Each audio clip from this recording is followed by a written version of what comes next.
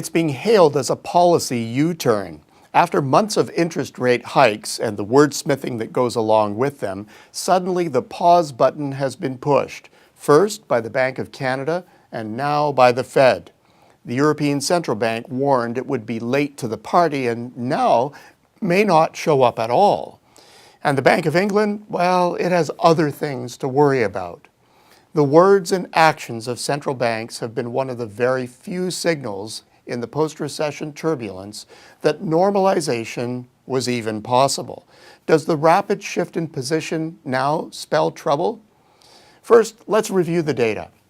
The Fed's tightening spree is now into its 37th month. Its target level saw a tentative liftoff from a quarter percentage point late in 2015. It took a year to see the next hike, and since then, a measured sequence of quarter-point moves to the current 2.5%. At least two more increases were thought inevitable this year, until last week's bombshell. The Bank of Canada, normally in lockstep with the Fed, lagged this time by about 18 months. Its subsequent moves weren't as tentative as the Fed's first steps, but the overall pace of increase has been slower. Europe has been quieter. The Bank of England has hiked only twice since late 2017, and the ECB announced plans to begin raising policy rates in mid-year. Second, some historical perspective. Of the prior 5 Fed tightening phases, this one is clearly the most gradual and by far the most delayed. In the past, rates have rarely remained at trough levels for more than a year. This time it was 7.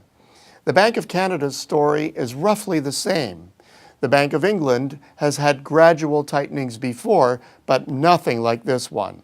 It seems that current caution is happening in an already unusually cautionary moment. Hardly comforting. Well, thirdly, how about a dash of context? In case we are tempted to think that this should just be like other tightenings of the past, let's recall that in one key respect, this time around is historically unprecedented. At the same time as the cost of funds is rising, vast amounts of liquidity made available through quantitative easing are being sopped up. True, the Fed is the only central bank actively doing this at the moment, but the effects are worldwide. The ECB has turned off the tap, but they have yet to pull the plug. Even so, expectations are influencing financial markets in ways that will take years to fully understand. This is virgin territory for policymakers, pundits, and professional money movers, and tentative seems a wise battle plan. A fourth point is on progress. Thus far, the plan can be judged a success.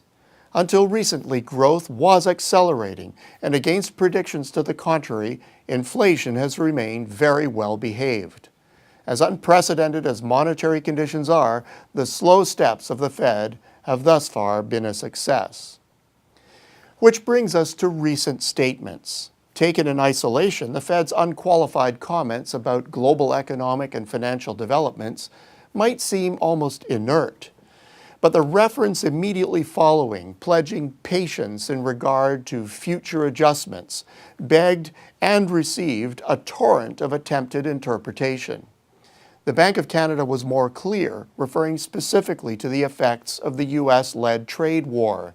It is clear in the general discourse that U.S. growth is not the issue. It is marching on, seemingly unhindered by policy and financial market turbulence. Well, this begs a clear question. Is the present pause actually policy-induced? Is slower growth something that humans have unwittingly brought on themselves? We may never know, but what is hard to dispute in the data is clear evidence of pent-up demand in both the U.S. and Europe. Investment has never really recovered in this cycle. It has been waiting for a flashpoint, a moment of realization where we collectively understand that the meager post-recession growth is now a thing of the past, and that our job is now to create capacity to meet the demand that renewed growth is bringing to the world stage. The bottom line?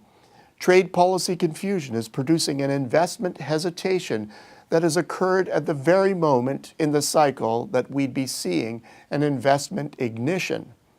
Let's hope the matches don't get too wet, that we can solve our trade policy problems in time to rescue the thing that policy is purportedly aiming at: growth.